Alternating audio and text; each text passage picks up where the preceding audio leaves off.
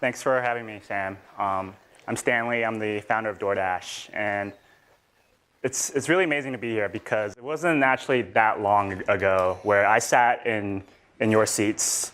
I was class of 2014, graduated in CS, as well as my co-founder, Andy. And for those of you who don't know what Doordash is, we're building an on-demand delivery network for local cities.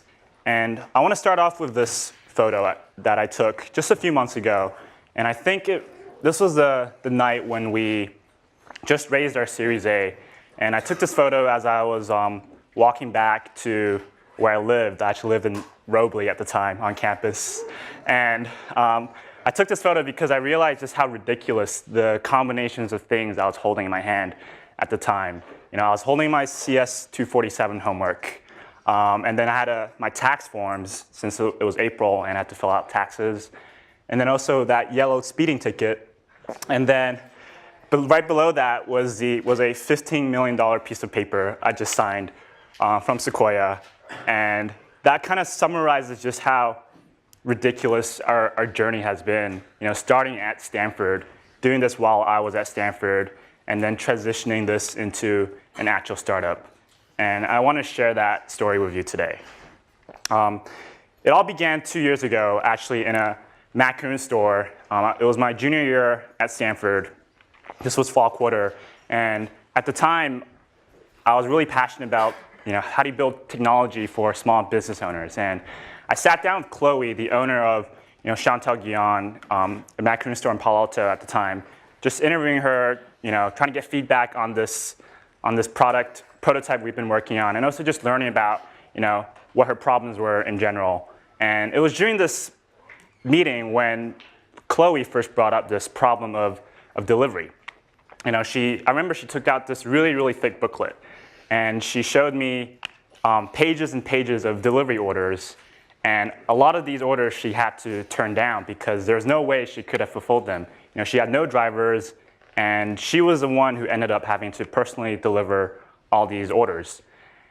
And that was a very interesting moment for us. And then we, over the course of the next few weeks, we talked to around another 150, 200 small business owners. And when we brought up this idea of delivery, they kept agreeing with us, saying, yeah, this is a really big problem for us. We don't have delivery infrastructure. It's such a huge pain for us. There's not any good solutions out there. And which led us to wonder, delivery is such a common thing. It's such an obvious thing. Why hasn't anyone solved this before, right? Like we must be missing something here. So we thought maybe because people have tried this in the past, right? But they failed because there wasn't consumer demand for this. So we thought, okay, so how can we test this hypothesis?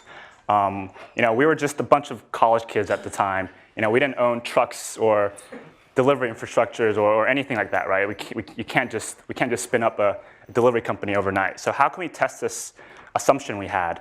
So we decided to create a simple experiment with restaurant delivery. We spent about an afternoon just putting together a really quick landing page. And I went on the internet. I found some PDF menus of restaurants in Palo Alto. Stuck it up there, and then had a phone number at the bottom, and which was our personal cell phone number, actually. And that was it. We put up the landing page. We called it paloaltodelivery.com. And this is actually what it looked like. Super, super, simple, ugly. Like, honestly, we weren't really expecting anything. We just launched it. And all we wanted to see was, would we get phone calls from this? And if we got enough phone calls, then maybe this delivery idea was something worth pursuing. So we put it up there. We weren't really expecting anything, and we were driving back home, and all of a sudden we got a phone call. Someone called. They wanted to order Thai food, and we're like, oh wow, like this is a real order. We have to do something about it, right? So so we're in our cars, and we're like, okay, like we're not doing anything right now. Might as well let's just swing by, Siam Royale, pick up some pad thai, and let's deliver it to this person, and let's try to learn how this whole delivery thing works. And we did. We delivered to this guy, up in Alpine Road, I remember. He told us I was asking him, oh, how did you hear about us? What do you do? He told us he was a scholar. And then he handed me his business card, and it said he was the author of a book called Weed the People. And that was like our first ever delivery, right? It was like the best first delivery / worst delivery you could have asked for. We couldn't make this stuff up. And then the next day we got 2 more phone calls. The day after that we got 5, and then it became 7, and then it became 10. And then soon we started gaining traction on campus with PaloAltoDelivery.com, which was pretty crazy because think about it, right? This was a landing page. You had to look up PDF menus to place your order, and then you had to call in. This isn't exactly the most professional looking site, yet people were still, we kept getting phone calls, we kept getting orders. And that's kind of when we knew we were onto something. When people are willing, like we knew we found a need people wanted when people are willing to put up with all this. So I think another key point to remember is that we launched this in about an hour, right? Like we didn't spend, we didn't have any drivers, we didn't have any algorithms, we didn't spend, we didn't have a backend, we didn't spend 6 months building like a fancy dispatch system. And we didn't have any of that. We just launched. Because at the beginning, none of that is necessary, right? At the beginning, it's all about testing your idea, trying to get this thing off the ground, and figuring out whether this was something people even wanted. And it's okay to hack things together at the beginning. At YC, there's a mantra we like to talk about is doing things that don't scale. So at the beginning, we were the delivery drivers. We would go to class, and then after class, we would go deliver food. We were the customer support. Like I sometimes had to take phone calls during lecture. We spent afternoons just going down University Avenue, passing out flyers about trying to promote Doordash. We didn't have any dispatch system, so what we had to do was, we used Square to charge all of our customers. We used Google Docs to keep track of our orders. We used Apple's Find My Friends to keep track of where all of our drivers were. Stuff like that. Just figuring out just hacking together solutions, just trying to get this thing off the ground. In fact, at one point we were growing so fast that Square actually shut our account down because we were under suspicion for money laundering. Think about it. We're getting small chunks of like $15, $20 orders coming in at a rapid pace. And luckily my co-founder Tony worked at Square, so he just emailed some buddies there, and everything was solved. Another thing about doing things that don't scale is that it also allows you to become an expert in your business, right? Like driving helped us understand how the whole delivery process worked. We used that as an opportunity to talk to our customers, talk to our restaurants. We did dispatching, which helped us figure out, how we manually dispatched every driver, and that helped us figure out, what our driver assignment algorithm should look like. We did customer support ourselves, getting real-time feedback from our customers. I remember, for the first few months when we got started, we would manually email every single one of our new customers, and at the end of every night, and just asking them, oh, how was your first delivery? How did you hear about us? And we would personalize all these emails, right? Like if I see someone order chicken skewers from Orange Hummus, I would say, oh, I love Orange Hummus. How were your chicken skewers? How did your first delivery went? Just feedback like that was really valuable, and our customers really, really appreciated that. And I remember one time, this was during YC, we just came out of a meeting with one of our restaurant partners, and we heard about this ice cream store that just opened up on University Avenue called Cream, and we wanted to go try it out. And then all of a sudden, our co-founder back at our office/house texted us saying, oh, we need drivers on the road. We got a huge spike in demand. So we debated for maybe 10 seconds, like, should we go get ice cream or should we go deliver? Obviously, we went and delivered, but that kind of became our motivation on scaling, right? Like, if we can scale, then you could go get ice cream next time. So yeah, I think that kind of, and now, of course, we've scaled across different cities. Now you have to worry about building out automated solutions and dispatch systems and figuring out how do you match demand and supply and all that fancy technology stuff. But none of that matters at the beginning, because at the beginning, it's all about getting this thing off the ground and trying to find product market fit. So just to summarize, so there's three things I would say that I learned from doing DoorDash. First, test your hypothesis. You want to treat your startup ideas like experiments. The second thing is launch fast. We launched in less than an hour with a really simple landing page. And finally, it's OK to do things that don't scale. Doing things that don't scale is one of your biggest competitive advantages when you're starting out. And you can figure out how to scale once you have the demand. And maybe once you've scaled, then you could go get that ice cream. Thanks.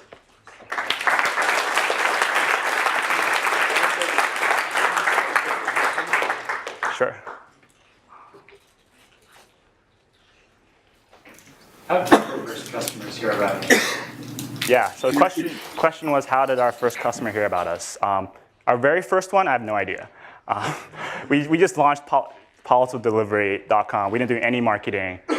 So I assumed he just must have typed in Palo Alto Delivery into the web browser. And then after that, we did barely any marketing. I think I sent out like one email to my dorm, and that was about it. It was all through word of mouth. And that kind of just validates just how strong of a need you found. When people just start talking about you, and they're willing to put up with all this terrible user experience, terrible design, and stuff like that. When you started, it seemed so obvious to you. You were wondering, why has no one done this? What's your answer now, looking back? Yeah, I mean, looking back, I think the biggest thing is mobile.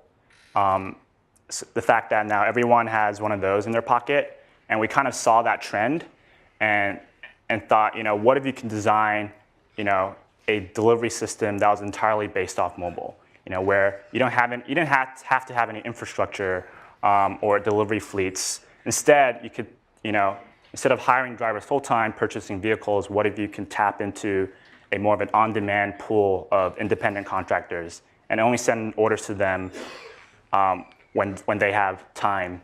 So that's kind of the insight we had. Everything was done through mobile. Yeah. Did you know you were going to be a startup, or were you just making some money on the side at first? Yeah, I mean, at the time, we were all really passionate about building technology for small business owners. And honestly, this delivery thing came out of an experiment, right, with the landing page. Like, it was literally an experiment. We weren't expecting anything, and it just took off, and we went with it.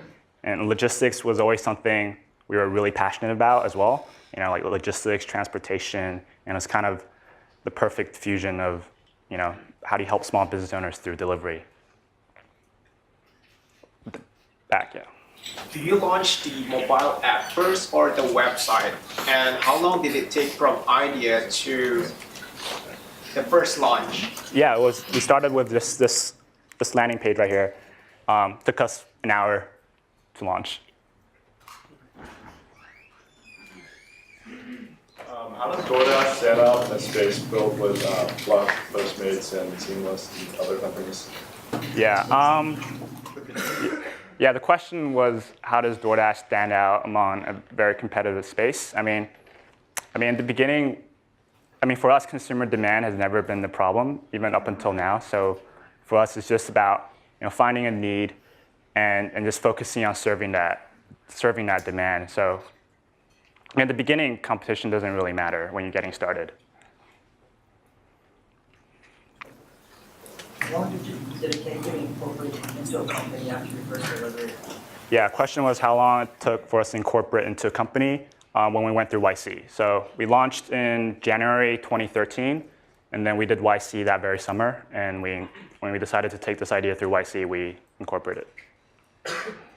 Stanley, let's do one question. One more? Yeah, you. What do you plan to do next, or where do you plan to go with this besides like food delivery? Yeah, I mean, the question was where do we plan to go beyond food delivery? I mean, for us, when we started Doordash, it was always, like I said, about, helping small business owners and figuring out, how do you serve this for any local merchant, whether you are a macaroon store, a restaurant, or a furniture shop.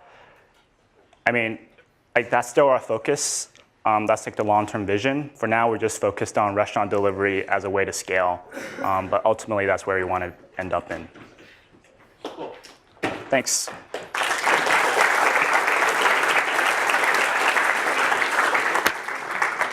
Okay, next is Walker Williams from Teespring. Teespring went through YC a year and a half ago, something like that? Yeah. I almost rejected them. So that sounds like a dumb idea. But now they're getting hundreds of millions of dollars a year of revenue, so very luckily I did not.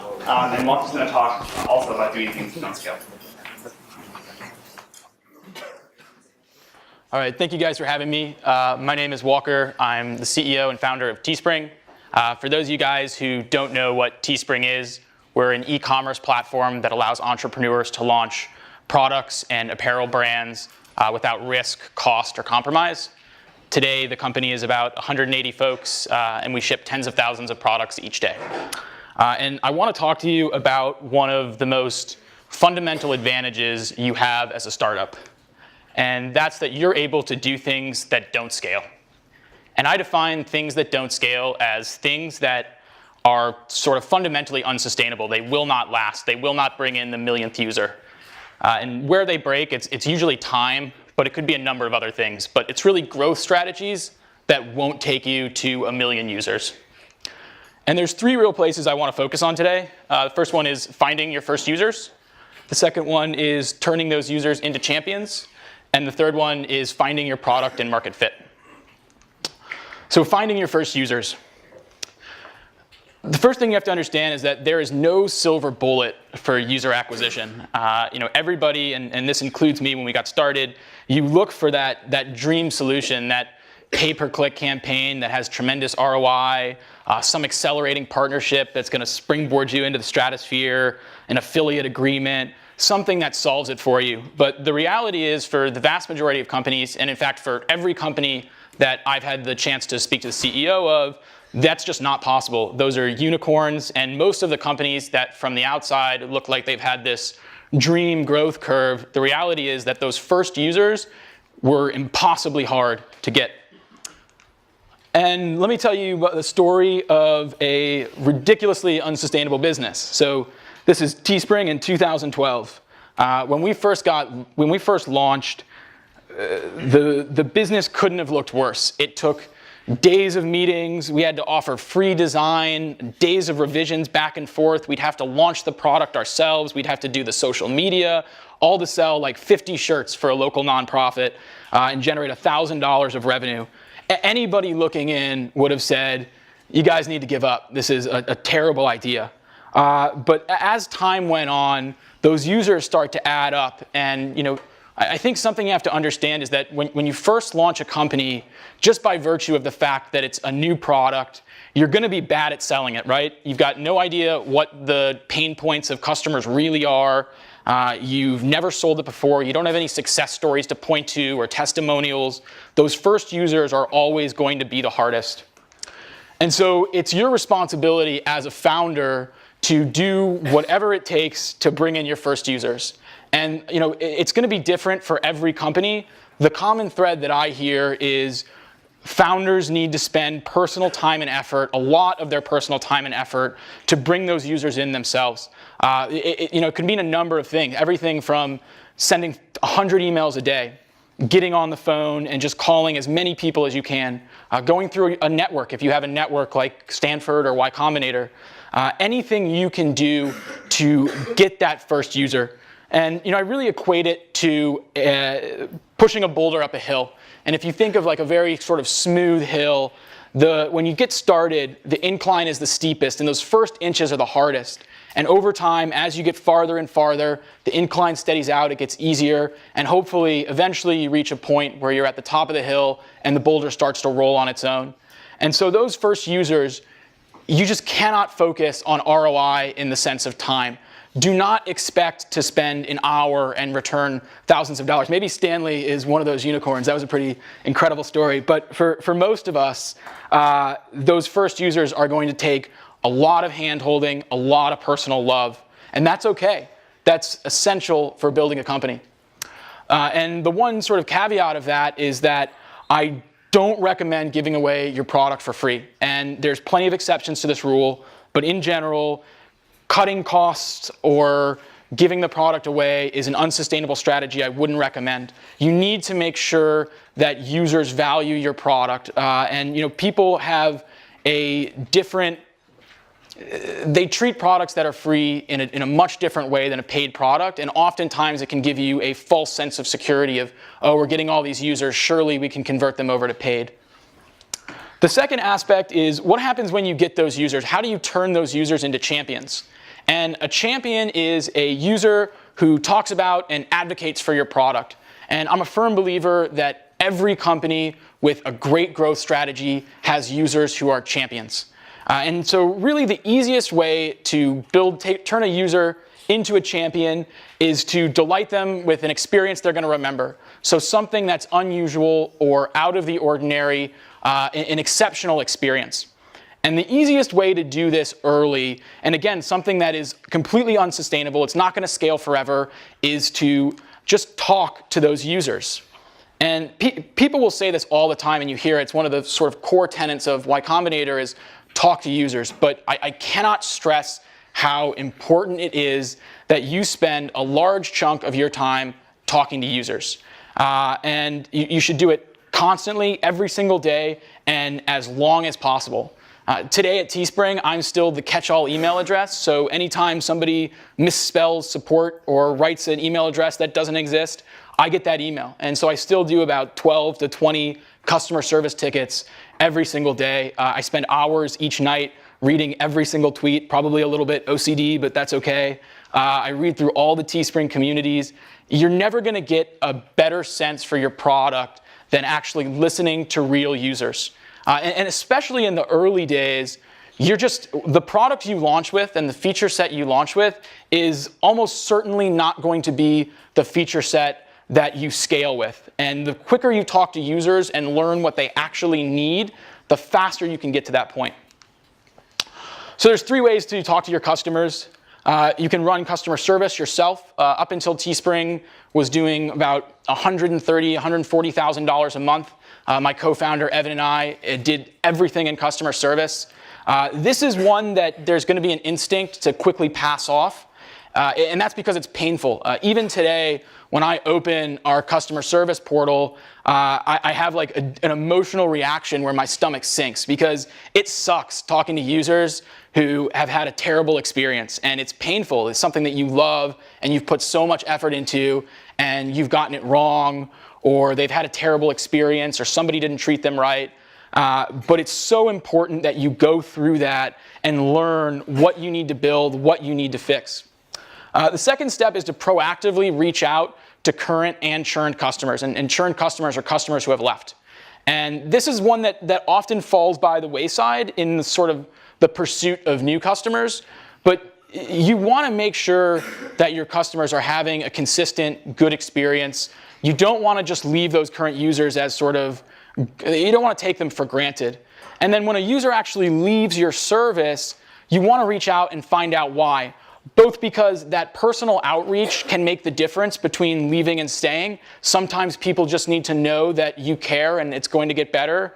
And because even if you can't bring them back, there's a chance that you can learn from the mistake you made that caused them to leave and fix it so you don't churn users out the same way in the future.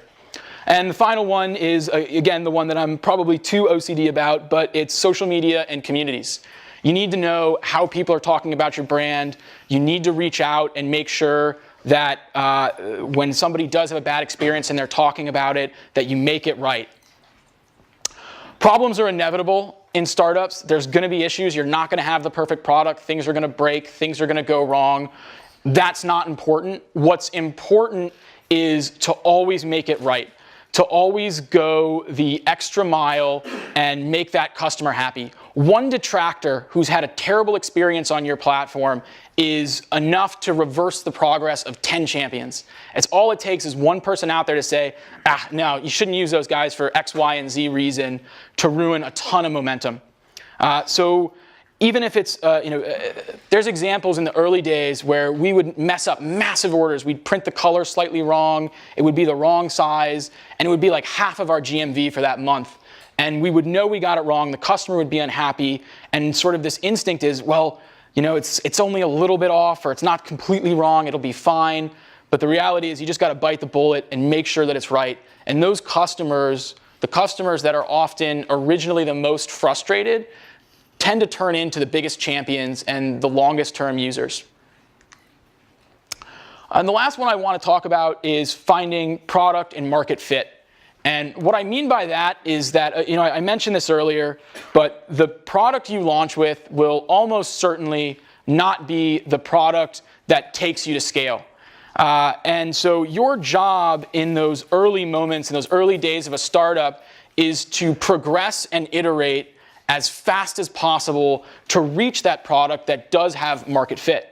And as engineers, your instinct is going to be to build a platform with beautiful, clean code that scales, right? You don't want to write sort of duct tape code that's going to pile on technical debt.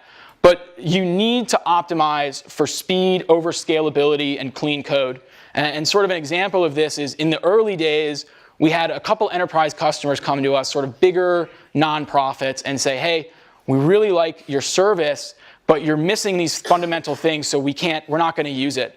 And we looked at sort of what it would take to build out those features, and we weren't sure they were going to work long term, but we wanted to try it. And my co-founder, Evan, who is our CTO and a million times better developer than I am, sort of ran the math and figured out that if we did it the right way, it was going to take about a month to build out these features. And in a startup, a month, you live in dog years. A month is a year, and that just wasn't going to do. So he actually went out, duplicated the code base, duplicated the database, and was able to basically build a completely different product that he didn't have to worry about the existing users for to serve these enterprise customers. We gave them the tool, they onboarded, they generated a lot of revenue. Eventually, we learned what features were core, and we integrated them into the core product. But what would have taken a month, we were able to do in 3 to 4 days. A great rule of thumb is to only worry about the next order of magnitude. So when you have your 10th user, you shouldn't be wondering, well, how are we going to serve 1 million users? You should be worried about how are we going to get to 100. When you're at 100, you should think about 1,000.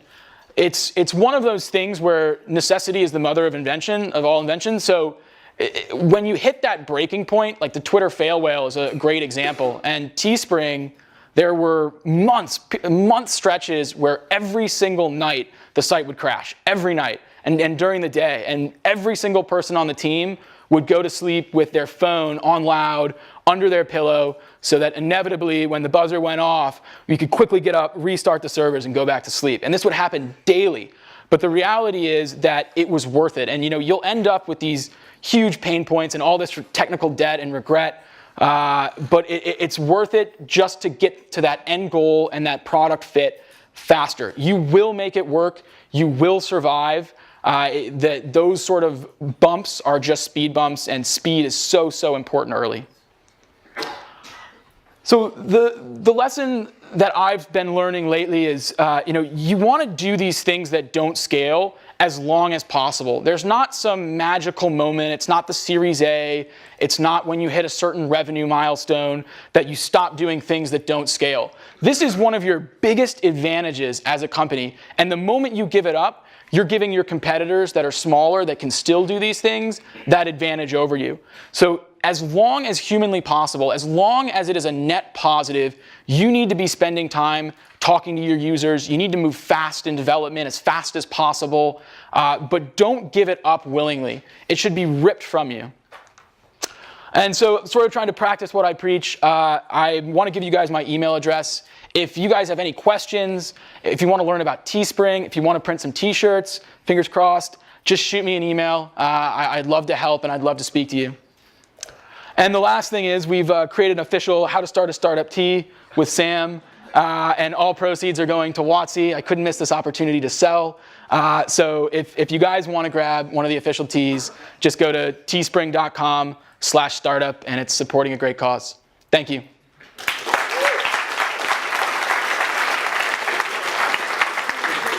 Sure. Go ahead. Yeah. The t-shirt printing business, it seems like it has a lot of competition. So what made you, what convinced you to think this is a viable market, even when it's going well initially? You know, so the question was, the t-shirt printing business has a lot of competition. What would convince us to get into the market? I think there's two factors to it. So first, I completely agree. From the outside, people have been telling us that this is a silly idea since day one, and sort of at every order of magnitude we reach, people will come and say, hey, that's a terrible, terrible idea. Why are you doing that? But the reason that we launched Teespring is because we ran into a personal pain point where we had a need and we looked at the current solutions. I was a student at Brown and I was trying to create a Remember the Bar shirt for a dive bar that got shut down. And I realized that nothing matched my needs. And so because I knew that I had that pain point and I knew there was market fit and I had seen people adopt the product, I knew there was something there. And it was also one of those things where you can sort of feel you can sort of feel the wind on your back, where people are adopting the product quickly. The pain point is clearly there. It's not a met need. So I would say that oftentimes great ideas start by looking like silly ideas, and then you can sort of feel out whether or not there's a scalable business here by how people are adopting it. Is it possible to bring customers aboard? Sure. Are nonprofits your biggest customer base? No, you know, today our biggest customer base are entrepreneurs who are trying to build brands and businesses. You know, we have a little over 1,000 people that make their full-time living on Teespring today via brands they've launched. And the other side is influencers. So YouTube stars, Reddit communities, bloggers who want to add product, merchandise as a way to sort of create a brand and monetize that affinity. So those are our two biggest markets. We still do work with a lot of nonprofits and love working with them. It's still a part of our business, just not the majority. Thank you. Yeah.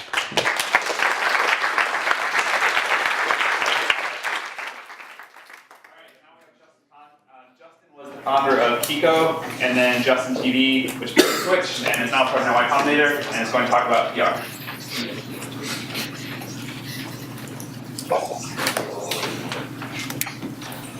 Cool. Well, while I wait for the slide to happen, I started a bunch of startups, but I think you've heard a lot of awesome, kind of how did I get started stories. So I'm going to talk about something very specific that people always have questions with, which is press, and like how do you get it? How does it work?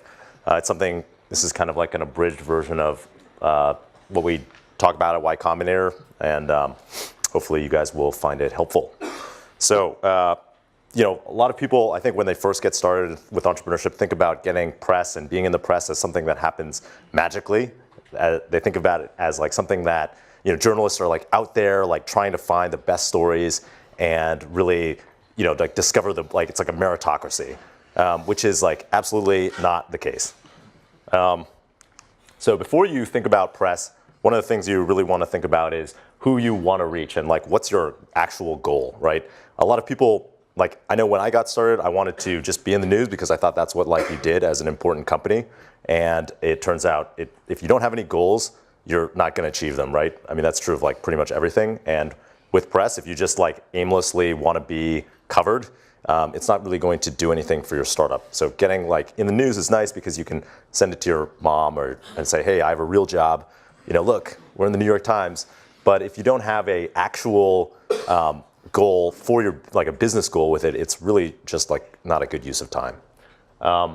So there's many different goals. One example is, you might want to, with Social Cam, which was a spinoff of Justin TV, it was like an app that was kind of like video Instagram, and our goal was really to be known as like a video like Instagram app and like be thought of in that context when it was time to pitch our like Silicon Valley investors and influencers. And so we really wanted to get in like tech press and kind of be positioned as this like new hot social app. With exec, one of my goals was the second, like to get customers. So exec was like a local cleaning service, and our goal was to get people in San Francisco to use it. It wasn't like useful to get the national press because 99% of those people couldn't use it. So we really targeted initially a lot of like SF Chronicle and like local San Francisco press that would directly talk to people who could potentially use our app.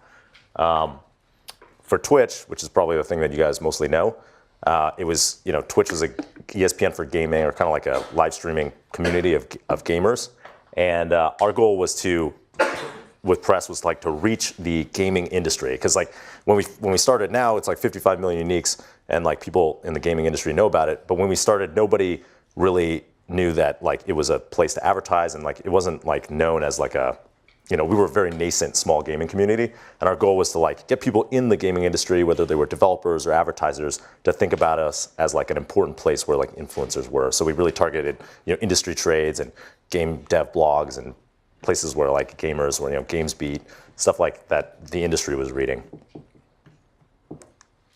So what's an actual story? I think there's a bunch of different types of stories, but these are usually the ones that you see in startups.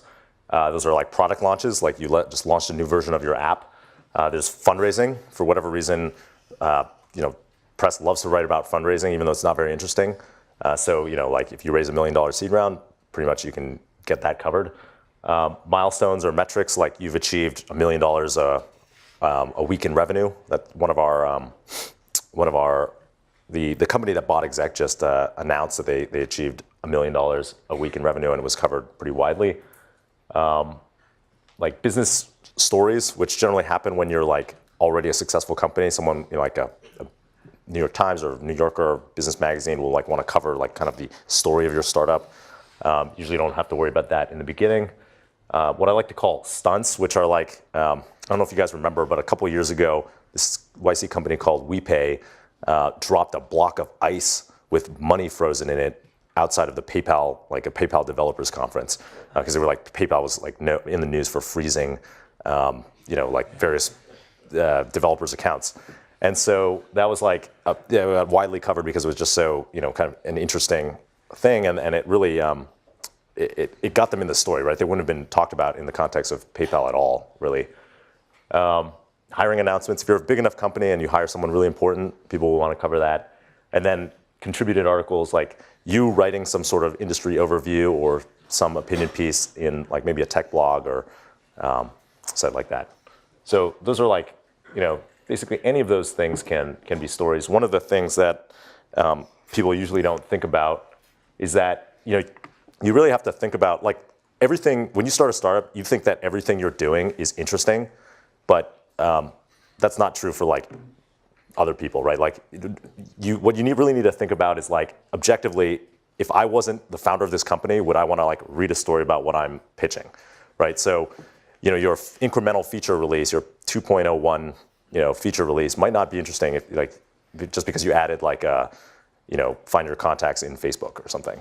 Like you really want to take a step back before you invest the time in like actually trying to pitch a story and think, will anyone actually want to read this? Because what people are, journalists and bloggers are looking for is things that people actually want to read, right? The other thing is like you don't actually have to be very original. Your press and news doesn't have to be original. It just has to be like what I like to call original enough, right? So you don't want to be the second cooler company to raise $5 million on Kickstarter, right? That's like the first guy gets like all the news.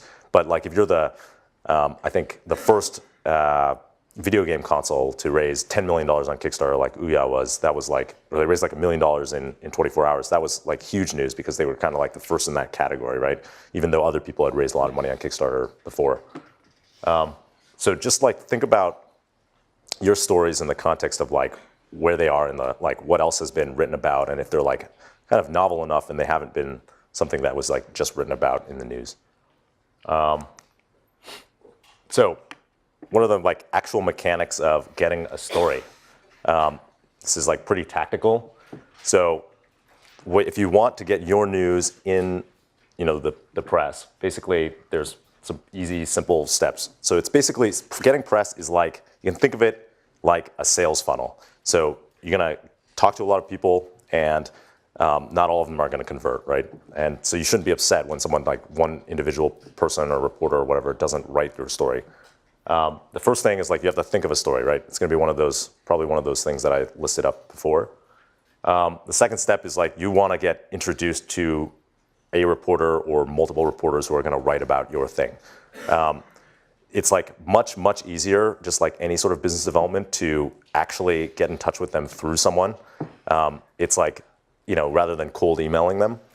The best thing to do, I found, is like you wanna go to entrepreneurs who were just written about, like your friends who maybe started a startup and they were covered on TechCrunch. Get them to introduce you to that reporter who wrote about them.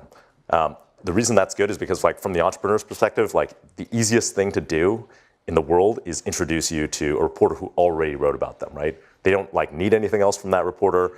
They're actually doing that person a favor if your story's interesting. It's not like you're asking for intros to investors or potential people that they would want to hire, employees.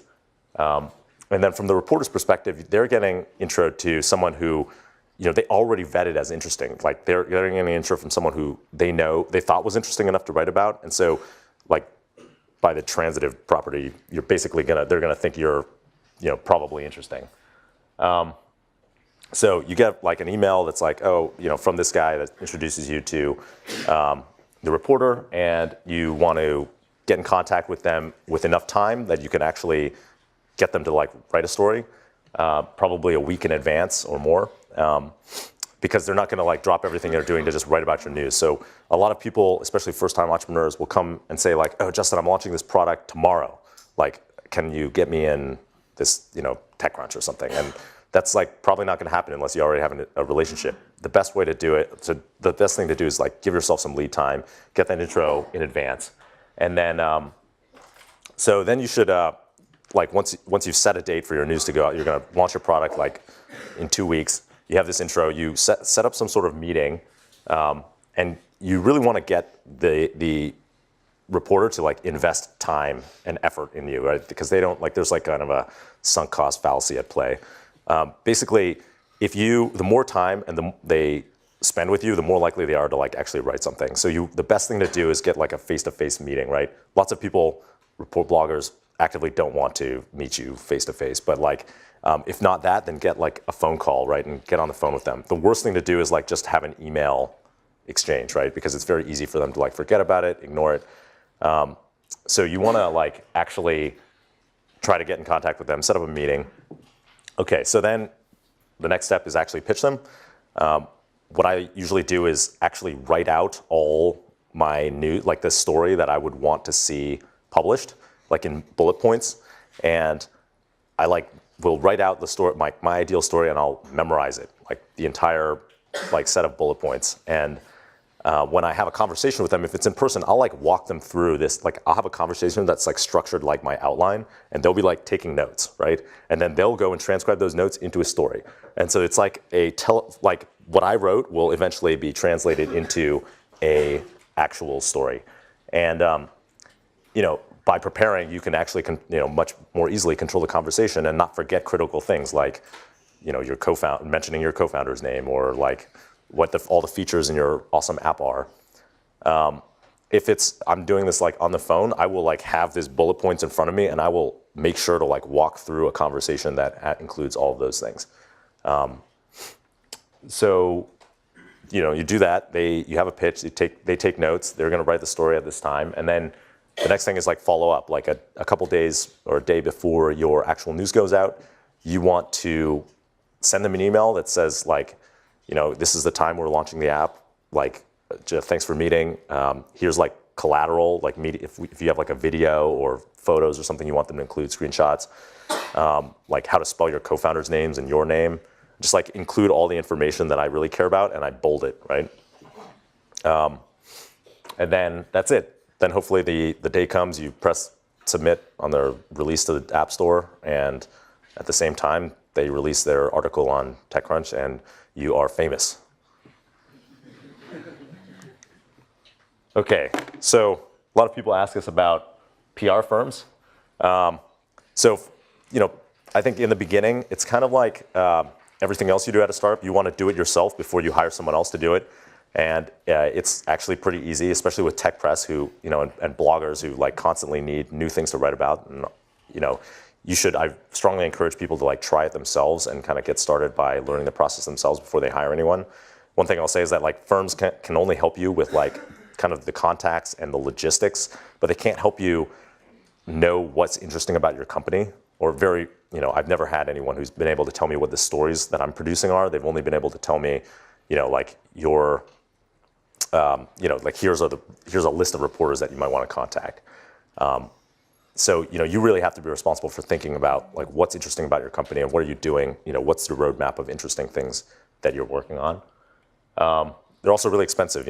I think we were spending between $5,000 and $20,000 a month, which is like for various firms. That's a lot for a startup, right? It's generally not a good use of money, I would say, especially in the very early days. Getting press is a lot of work. So you should really make sure it's worth it. Like I said, getting press doesn't mean, it feels like it's like a vanity metric, right? It feels like you're being successful because lots of successful companies, like Google and Facebook are covered in the press all the time. But it doesn't actually mean you're successful. It doesn't, actually give you, mean that you're making money, you're getting users, you're making those users happy. Sometimes it's a really good strategy for getting your first 100 or 200 or 1,000 customers, but it's really not a scalable user acquisition strategy. So it's something that's really just like a bootstrap. You can't just get infinity articles written about you. Eventually people are going to get tired of hearing about your company, and usually that happens pretty quickly, right? The whole point about news is it's new, and so it's pretty hard unless you're Google to get covered in the press every week, with something. If you decide it's worth it though, you do want to have a regular heartbeat of news. So that's something where you're planning out those types of what you're thinking about what you're doing that matches those maybe 7 story types in the future. And when I was working primarily on marketing and PR, it would be I would make a schedule on a calendar of when we're going to launch things and make sure to space them out, but have them appear at regular intervals so that people wouldn't forget about us. And we could kind of maximize our coverage. And you really want to keep your contacts fresh. It's really a relationships business. So once someone writes about you, you should keep going back to them for more, for writing about, to write about you in the future. It's kind of like, when basically people, you're more likely to do something for someone you've already done something for. You really if you just, I would try to establish good relationships with a couple reporters over time that you can go to break news, and it will come in handy later if you ever are in the position, if you're fortunate enough to be in the position where people are writing negative things about you, having relationships will help you, kind of get your side of the story out. And the last thing is it's kind of golden rule really, or maybe more of a pay it forward really applies here. You should help your fellow entrepreneurs get coverage because they will help you get coverage. The best way to get covered is really through these warm introductions. And so, whenever I'm meeting with reporters, I always help throwing out the names of other things that I think would be interesting stories for them. And usually that comes back. The reporters like it because it's helping them find interesting stories, and you're more likely to get leads back from those entrepreneurs that you help out. So if you're interested in learning more about press, here's 2 resources that I really liked. Jason Kincaid, who is a former TechCrunch reporter, just wrote a really, really great overview that covers a lot of the things I just talked about in more depth and from the blogger side. That was a really great book. And then kind of an evil resource is this book, Trust Me, I'm Lying, which was written by a former marketer at American Apparel. And he talks about a lot of ways that he pretty evilly actually manipulated the press, but I think it's a pretty good look into the psychology of how people, things spread on the internet, how stories spread on the internet, and I it's might be valuable to take a look at. Cool. That's basically it.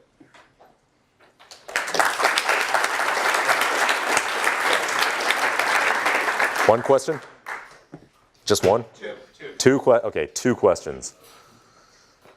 Or 0 questions. When is the right time to start worrying about price altogether?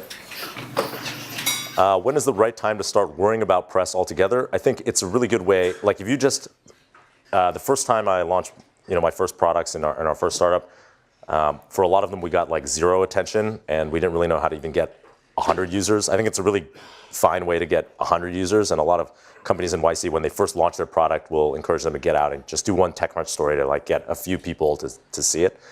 And it's good to get into practice. I wouldn't like obsess over getting like coverage in multiple outlets or anything like that in the very beginning. All right, anything else? There. It seems like the biggest story about Twitch was the Pokemon thing. Yeah. So like how much of a role did you guys actually play in getting that out in the press? Or was that just like, oh shit, like this blew up, awesome? So Twitch, had this thing called Twitch Plays Pokemon, where developers set up a Pokemon like Game Boy game that was controlled by chat. So millions of people would be typing in A or B, and like the character would wander around aimlessly. And that was like a huge news story. And I think that what we did was, there's a couple of parts. One, we set the stage by having other news stories so when someone from the BBC would Google like Twitch and be like, what is this crazy thing that everyone on Reddit is talking about? They would like have some context. The other thing is like, we didn't come up with the idea for Twitch, right? That was like fortuitous, but we helped like give it legs by, making the company available to talk to the reporters and suggesting follow-up stories about like, there were stories not just about Twitch Plays Pokemon because 100,000 people were watching this Pokemon game, but because, it finally, like, there were stories when they beat the game, and there were stories when they launched Twitch Plays Pokemon, Crystal or whatever the next Pokemon version was. And like, so we kind of gave that story like a little bit more legs, but we didn't, originate it. It was the community really who originated it. All right, I think that's it. Thank you very much.